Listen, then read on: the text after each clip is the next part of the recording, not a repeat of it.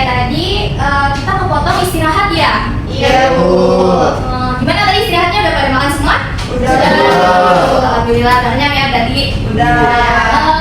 Kita langsung lanjutin aja ya ke presentasi. Selanjutnya dari kelompok berapa yang belum? Tiga. Oke, kelompok 3 siapa? Kelompok 3? Iya, Bu. Udah siap untuk presentasi? Oke, kalau gitu kepada kelompok 3 dipersilakan. Kelompok 3 sengketa wilayah ya, betul? Iya, betul. Oke, boleh mulai? Oke, bismillah. Assalamualaikum warahmatullahi wabarakatuh. Waalaikumsalam warahmatullahi wabarakatuh. Izin Bu dan teman-teman semua, di sini kami dari kelompok 3 sengketa wilayah ingin mempresentasikan hasil diskusi kami. Oke, boleh. Di sini pengertian dari sengketa wilayah sendiri merupakan konflik yang timbul karena kepemilikan atau kendali atas suatu daerah geografis tertentu. Hal ini bisa disebabkan oleh berbagai faktor termasuk geopolitik, ekonomi, dan sejarah. Oke, selanjutnya negara yang terlibat di sini teman-temannya itu adalah Cina Selatan. Cina Selatan telah menjadi salah satu zona maritim yang paling kontroversial di dunia. Beberapa negara yang terkait dalam penyelenggaraan RCS adalah Republik Rakyat Cina, Malaysia, lalu juga ada Filipina, Vietnam, Brunei, dan Taiwan. Selain mereka meliputi pulau-pulau karang atau dan zonanya sendiri. Oke, dilanjut sampaikan saja. Penyebab utama dari bertahannya Laut Cina Selatan ini yang pertama, klaim dari maritim, di mana setiap negara memiliki klaim maritim yang berbeda-beda, termasuk zona ekonomi eksklusif. Yang kedua, dari bidang ekonomi, potensi sumber daya alam seperti minyak, gas, dan ikan yang sangat signifikan. Yang ketiga, ada geopolitik, di mana strategisnya Laut Cina Selatan ini membuat banyak negara ingin mengontrol wilayah ini. Yang terakhir, ada dari sisi historisnya, adanya klaim-klaim historis yang tidak sepenuhnya dipahami atau diperdebatkan. Dampaknya itu yang pertama dari sisi konflik militer, risiko eskalasi konflik militer tinggi seperti kejadian yang pernah tercatat pada tahun 2012. Yang kedua, stabilitas wilayah, adanya gangguan stabilitas wilayah dapat menyebabkan ancaman bagi perdagangan laut. Yang terakhir ada dari investasi internasional, di mana proyek-proyek multinasional dapat mengganggu akibat gangguan hukum dan keamanan. Nah, solusinya untuk mengatasi penyelesaian Laut Cina Selatan ini, Indonesia dapat melakukan beberapa langkah seperti diplomasi aktif dengan melibatkan diri dalam proses komunikasi internasional, lalu dengan mediasi, dengan menjadi mediator independen untuk membantu negara-negara terkait, keamanan bersama dengan membangun keamanan bersama dengan negara-negara ASEAN lainnya, serta melalui hukum internasional dengan mendorong penerapan prinsip-prinsip UNCLOS atau Konvensi Perserikatan Bangsa-Bangsa tentang Hukum Laut. Oke, mungkin sekian presentasi dari kita. Kira-kira ada yang mau tanya nggak ya? Boleh yang mau bertanya? Ya. Oke, perkenalkan saya Raihan, izin bertanya, apa sih dampak sengketa Laut Cina Selatan ini terhadap kerjasama regional di Asia Tenggara? Oke, terima kasih Rehan. Kira-kira ada yang mau tanya lagi nggak? Siapa yang ingin bertanya lagi? Satu pertanyaan lagi boleh? Saya. Oke, boleh Ale. Saya Alia, izin bertanya, bagaimana posisi Indonesia dalam sengketa Laut Cina Selatan? Terima kasih. Terima kasih. Saya izin menjawab pertanyaan dari Rehan. Tadi itu kan pertanyaannya, apa dampak sengketa Laut Cina Selatan terhadap kerjasama regional di Asia Tenggara? Nah, jawabannya itu, sengketa ini mempengaruhi kerjasama regional di Asia Tenggara dengan menciptakan ketegangan antar negara yang ada di anggota ASEAN. Meskipun ASEAN berusaha untuk bersatu dalam menghadapi klaim sepihak dari Cina, perbedaan kepentingan nasional ini serta ketergantungan ekonomi membuat penyelesaian konflik menjadi lebih sulit. Namun ASEAN ini tetap menjadi platform yang penting dalam dialog dan negosiasi untuk mencari solusi damai terhadap sengketa ini. Apakah terjawab, Rehan? Sudah cukup terjawab, terima kasih kelompok 2. Saya izin menjawab pertanyaan dari Alia. Tadi pertanyaannya, bagaimana posisi Indonesia dalam sengketa Laut Cina Selatan? Jadi Indonesia itu bukan merupakan negara pengklaim di Laut Cina Selatan, tapi terpengaruh oleh klaim sepihak Cina yang mencakup zona ekonomi eksklusif Indonesia di Laut Natuna Utara. Nah, Indonesia ini menegaskan bahwa klaim tersebut tidak memiliki dasar hukum dan berpegang pada prinsip hukum internasional, khususnya Konvensi PBB tentang Hukum Laut pada tahun 1982. Indonesia ini senantiasa berusaha menjaga kedaulatan wilayahnya sambil mendorong penyelesaian damai melalui dialog dan kerjasama multilateral. Serta Indonesia ini juga menekankan pentingnya hukum internasional, terutama dalam Konvensi PBB tentang Hukum Laut. Apakah terjawab, Alia? Terjawab, terima kasih. Oke, karena sudah terjawab semua, mungkin kita cukupkan. Mohon maaf. Assalamualaikum warahmatullahi wabarakatuh. Bu, saya izin dispensasi Bu, karena mau ikut ajang perlombaan Bu, kira-kira boleh nggak? Oh, boleh banget. Semangat ya, Del. Semoga pulang-pulang bisa bawa juara. Amin. Oke, tadi presentasi mengenai apa tadi kelompok 3 wilayah Laut Cina Selatan.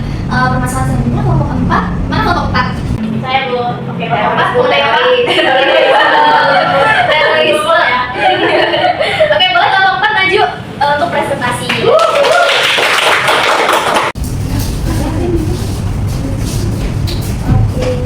Terorisme ya? Ya. Baik, kelompok 4, silakan untuk melakukan presentasinya. Oke, Assalamualaikum warahmatullahi wabarakatuh. Waalaikumsalam warahmatullahi wabarakatuh. Kami dari kelompok 4 terorisme dengan anggotanya saya Presiden Rafliani dan rekan saya. Nama Kaila. Oke, langsung aja Bu. Pengertian dari terorisme itu adalah kejahatan transnasional yang mengancam keamanan global, melibatkan kekerasan untuk mencapai tujuan politik atau ideologis, sering menggunakan bom atau senjata tajam. Nah, untuk pada tanggalnya itu ada di Kuta, Kabupaten Bandung pada tanggal 12 Oktober tahun 2002. Untuk penyebabnya ada 5. Yang pertama itu ada paham ekstremisme, yaitu paham yang mendorong keyakinan untuk melakukan kekerasan untuk mencapai tujuan ideologis. Yang kedua ada kekerasan dalam agama, yaitu penafsiran agama yang mendukung kekerasan dipengaruhi oleh kondisi politik dan sosial. Yang ketiga ada dendam. Yang keempat ada penyimpangan penafsiran Al-Quran, dan yang kelima gerakan radikal. Nah, untuk dampaknya sendiri yaitu banyak warga negara Indonesia dan turis yang menjadi korban dalam tragedi ini. Terjadinya kerusakan infrastruktur dan kerugian ekonomi, meningkatkan kewaspadaan serta terbentuknya kerjasama internasional dalam memerangi terorisme. Untuk solusinya yaitu dibentuknya Joint Investigation and Intelligence Team atau JIT, yaitu tim investigasi gabungan yang terdiri dari Kepolisian Indonesia dan Australia. Lalu dibentuknya Densus 88 pada tahun 2003 dan pembentukan ASEAN pada tahun 2007 di Filipina, dan keterlibatan aktif Indonesia dalam berbagai komite penanggulangan terorisme di PBB seperti CTITF dan UNCTAD. Lalu dilakukannya kesepakatan kerjasama memorandum saling pengertian atau MOU tentang kerjasama kontra terorisme oleh BNPT dan the Homeland Security Mission of United Kingdom of Great Britain and Northern Ireland atau Britania Raya. Oke deh, sekian presentasi dari kelompok kami. Jika ingin ada yang dipertanyakan, boleh langsung ke depan ya teman-teman. Oke, boleh Nadia. Terima kasih atas kesempatannya. Izin bertanya, mengapa tragedi bom Bali pada tahun 2002 dapat memicu terjadinya kerjasama internasional dalam memerangi terorisme? Terima kasih. Oke, ada lagi? Oke, boleh Retno. Saya izin bertanya, bagaimana pemahaman yang keliru tentang agama dapat berkontribusi pada aksi terorisme seperti bom Bali 2002 dan bagaimana solusinya? Oke, aku izin jawab pertanyaan dari Nadia ya. Jadi untuk jawabannya itu, tragedi bom Bali pada tahun 2002 itu memakan banyak korban, baik warga negara Indonesia maupun turis internasional, serta menyebabkan kerusakan infrastruktur dan kerugian ekonomi yang besar. Nah, dampaknya ini yang luas memaksa negara-negara untuk meningkatkan kewaspadaan dan menyadari perlunya kerjasama internasional. Nah, hal ini diwujudkan melalui pembentukan tim investigasi gabungan yang tadi sudah dijelaskan sama Kaila, antara Indonesia dan Australia. Nah, ada juga tadi kan dikatakan yaitu pendirian Densus 88. Nah, serta keterlibatan aktif Indonesia dalam forum internasional seperti ASEAN dan juga ada PBB. Apakah terjawab Nadia? Sudah terjawab. Terima kasih kelompok 4. Baik, selanjutnya saya akan menjawab pertanyaan dari Retno. Pertanyaannya adalah bagaimana pemahaman yang keliru tentang agama dapat berkontribusi pada aksi terorisme. Nah, untuk jawabannya sendiri, pemahaman yang keliru seperti penyimpangan dalam penafsiran Al-Quran akan memicu kekerasan karena dianggap sebagai bagian dari ajaran agama dan menjadi salah satu pemicu aksi terorisme ini. Lalu solusinya adalah dengan meningkatkan pendidikan keagamaan yang moderat, memperkuat dialog antar agama, serta melibatkan tokoh agama dalam mencegah radikalisasi. Nah, selain itu, kerjasama internasional seperti yang tadi saya sebutkan dapat membantu menanggulangi penyebaran paham radikal secara efektif. Apakah sudah terjawab? Sudah sangat terjawab. Terima kasih kelompok 4. Oke, sekian presentasi dari kami. Kurang lebihnya mohon maaf. Wassalamualaikum warahmatullahi wabarakatuh. Waalaikumsalam.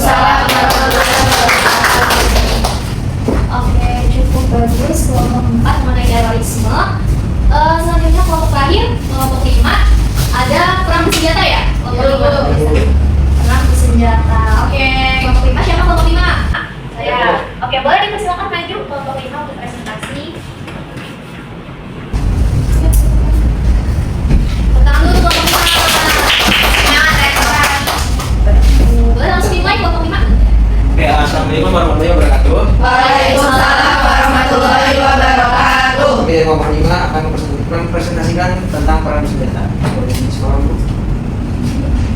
Yang pertama ada pengertian. Perang bersenjata adalah konflik antara dua atau lebih pihak yang menggunakan kekuatan fisik untuk mencapai tujuan politik, ekonomi, atau ideologis. Konflik ini sering disertai dengan pelanggaran HAM seperti yang terjadi di Kashmir antara India dan Pakistan setelah pencabutan otonomi khusus Kashmir oleh India. Nah, yang kedua itu tempat terjadinya perang bersenjata terjadi di mana contoh yang relevan adalah konflik di Kashmir yang melibatkan India dan Pakistan. Setelah pencabutan pasal 370 oleh pemerintah India pada tahun 2019, wilayah ini menjadi pusat ketegangan dengan meningkatnya pelanggaran HAM dan protes dari masyarakat lokal. Selain itu, invasi Amerika Serikat ke Irak pada tahun 2003 juga menjadi contoh perang bersenjata yang membawa dampak global. Nah, selanjutnya juga ada penyebab. Nah, penyebab itu perang bersenjata bisa bermacam-macam. Dalam kasus Kashmir, penyebab utamanya adalah klaim teritorial dan kebijakan India yang dianggap melanggar hak otonomi wilayah tersebut. Sementara itu, invasi Amerika ke Irak dipicu oleh dugaan kepemilikan senjata pemusnah massal dan upaya pengatur sumber daya. Oke, selanjutnya ada dampak dari perang bersenjata seperti di Kashmir dan Irak menimbulkan krisis kemanusiaan, pelanggaran HAM, kerusakan infrastruktur, dan ketidakstabilan politik. Pencabutan pasal 370 oleh India memicu ketegangan dengan Pakistan yang beresiko perang nuklir, sedangkan invasi Amerika Serikat ke Irak menyebabkan kekosongan kekuasaan, kemunculan ISIS, dan lonjakan harga minyak yang mempengaruhi ekonomi global. Selanjutnya, solusi dan juga peran dari negara Indonesia. Penyelesaian konflik memerlukan dialog diplomatik dengan mediasi PBB atau negara netral, intervensi kemanusiaan, rekonstruksi dan dukungan ekonomi, kerjasama yang mendorong saling ketergantungan, dan penerapan resolusi internasional dapat menciptakan stabilitas. Negara seperti Indonesia dapat berperan sebagai fasilitator untuk mendorong perdamaian berkelanjutan.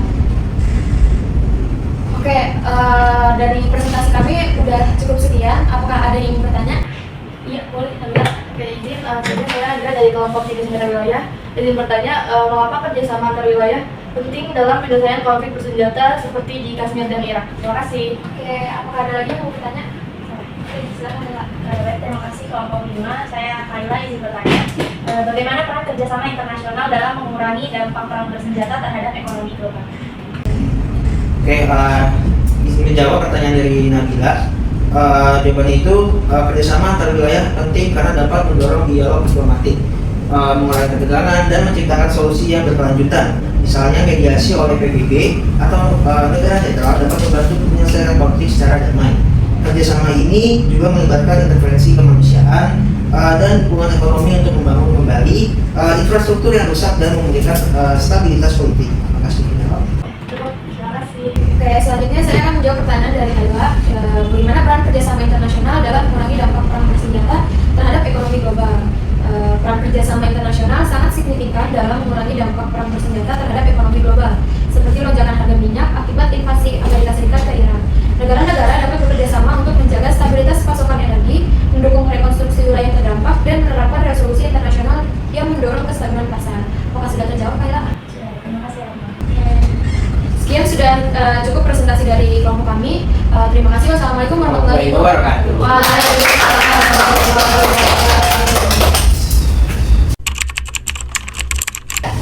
Oke, bagus banget presentasi hari ini. 5 kelompok semuanya sudah maju, dari mulai genosida, terus sengketa wilayah, perang bersenjata, perang dingin, dan yang terakhir ini ada yang satu lagi ada terorisme.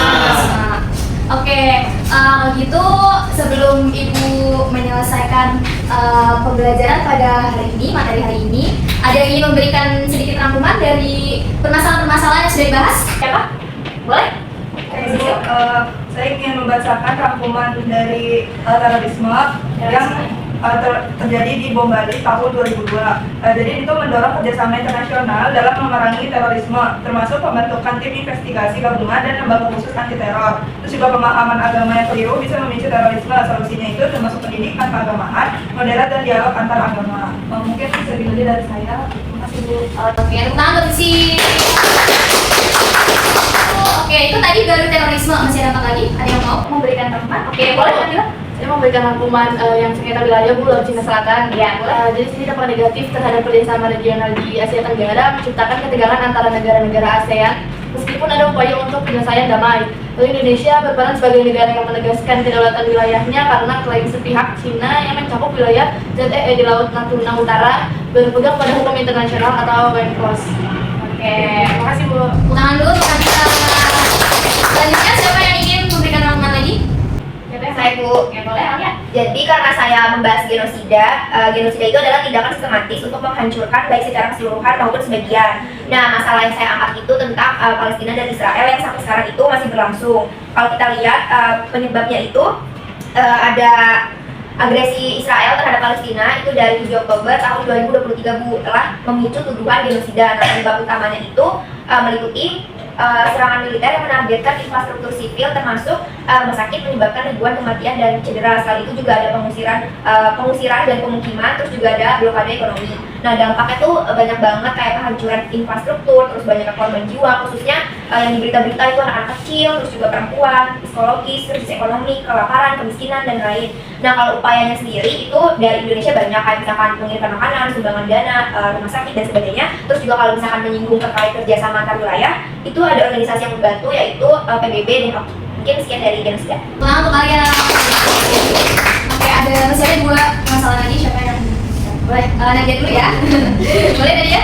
Saya akan merangkum perang dingin Bu. Ya. Jadi perang dingin itu periode ketegangan politik dan militer antara Amerika Serikat dengan Rusia. Karena perbedaan ideologi antara komunisme dengan kapitalisme. Dampaknya itu terbentuk blok barat dan blok timur.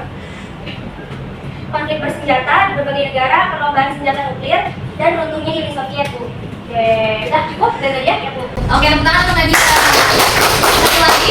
Tadi siapa satu lagi Rehan? Oke, silakan Rehan. Saya baca rangkuman dari perang bersenjata. Nah, permasalahan itu di Kashmir dan Irak. Nah, rangkumannya itu yang pertama, kerjasama antar wilayah itu sangat penting untuk mengatasi konflik melalui dialog diplomatik dan intervensi kemanusiaan. Yang kedua, kerjasama internasional dapat membantu mengurangi dampak perang terhadap ekonomi global seperti kestabilan pasokan energi dan rekonstruksi pasca konflik. Oke, sudah cukup dari Rehan? Sudah, Bu. Oke, tepuk tangan untuk Rehan. Oke, baik. Terima kasih kepada anak-anak yang sudah memberikan sedikit rangkuman dari permasalahan yang sudah kalian bahas melalui presentasi pada hari ini. Benar banget, jadi ada 5 masalah yang kita angkat. Untuk permasalahannya ini, dari setiap masalah itu memiliki penyebab, terus juga ada dampak dan faktor-faktor yang mempengaruhi. Kemudian untuk kerjasamanya juga melibatkan kerjasama antar wilayah, jadi dampaknya juga tidak hanya secara lokal gitu untuk negara yang bersangkutan saja, tapi juga berdampak secara internasional seperti itu. Mungkin ada yang ingin menambahkan kesimpulan dari hasil seluruh presentasi pada hari ini. Ada yang ingin memberikan kesimpulan? Boleh. Oke, boleh Retno. Terima kasih Bu. Saya ingin menambahkan dari yang sudah disampaikan oleh teman-teman tadi. Yang pertama, semua topik menekankan pentingnya kerjasama baik tingkat regional atau ASEAN maupun internasional seperti PBB dan negara netral untuk mengatasi berbagai masalah kompleks seperti sengketa wilayah, terorisme, dan konflik bersenjata. Terus yang kedua, hukum internasional konsistensi dalam menerapkan prinsip hukum internasional seperti UNCLOS menjadi krusial dalam menyelesaikan sengketa dan menjaga kedaulatan negara. Oke, sudah cukup dari Retno? Sudah Bu. Oke, tepuk tangan untuk Retno. Siap. Oke anak-anak, selesai sudah pembahasan kita mengenai contoh 5 masalah atau isu atau konflik yang mempengaruhi kerjasama antar wilayah. Jadi apa yang udah disampaikan oleh teman-teman kalian semua ini sangat benar adanya, sesuai dengan yang sudah kalian presentasikan juga, bahwa isu-isu ini tuh sangat mempengaruhi tidak hanya kerjasama tapi juga ada hukum internasional gitu atau hukum global yang bisa menjadi kunci dari adanya perdamaian di dunia ini gitu. Jadi dari isu-isu tadi juga kita jadi mengetahui nih, jadi kita jadi tahu kalau dari beberapa negara itu ternyata dari konflik beberapa negara itu ternyata dampaknya tuh bisa luas gitu. Contohnya tadi ada perang dingin antara Amerika Serikat dan Uni Soviet. Itu dia kan tidak hanya menimbulkan dampak kepada negara Amerika dan Uni Soviet saja, tapi juga kepada beberapa negara lain ya kan. Ada yang jadinya ikut blok barat, ada yang mengikuti blok timur gitu, dan Indonesia sendiri berperan dalam menciptakan gerakan non blok ya tadi. Nah, itu dia penyampaian materi dari teman-teman semuanya dan teman-teman kalian. Kemudian juga Ibu menambahkan sedikit kesimpulan dari pembelajaran kita pada pagi hari ini. Gimana kalian berarti sudah mengetahui ya kerjasama antar wilayah ini? Sudah. Mantap. Dari mulai dampaknya, dari pengertiannya dulu deh, dari pengertiannya kita jadi tahu, terus juga dari faktor-faktor penyebabnya, dari dampaknya, terus juga kerjasamanya apa, terus peran Indonesia yang peran yang Indonesia ambil gitu dalam kasus tersebut, seperti itu. Oke, mungkin kita cukupkan untuk pertemuan hari ini. Oh iya, Ibu lupa mau ngasih tahu kalian sedikit info untuk pertemuan minggu depan. Jadi karena kita sudah selesai nih materinya terkait kerjasama antar wilayah, untuk di pertemuan selanjutnya Ibu akan melakukan refleksi terkait ini isu-isu atau materi-materi yang sudah Ibu bahas dari awal pertemuan kita. Nanti kalian jangan lupa untuk dibaca-baca kembali ya, karena di pertemuan berikutnya ada refleksi, jadi ada sedikit tanya jawab dari Ibu. Kemudian untuk di pertemuan selanjutnya Ibu juga akan memberikan kalian tugas akhir gitu, kayak ada proyek akhir lah. Nanti Ibu jelaskan di pertemuan berikutnya ya.